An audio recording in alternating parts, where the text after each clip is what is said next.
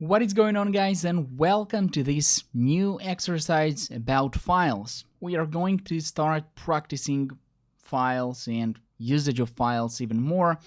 So what I want you to do now is basically to write some program that based on this given file, or you can create another file, whatever you like.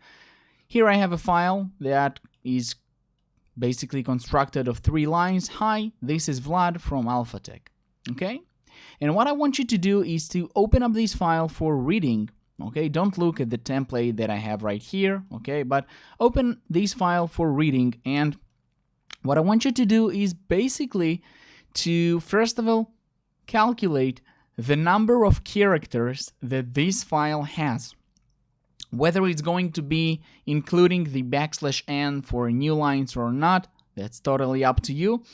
But what I want you to do finally is every character that you read, I want you to use the, let's say, I want you to use the fgetC function, and every character that you read, also print it to the screen to see the final result and to see for yourself whether you also read the \n character or not.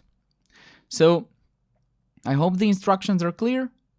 Give yourself couple of minutes to think and try starting solving this exercise. I will see you in the solutions video. Good luck.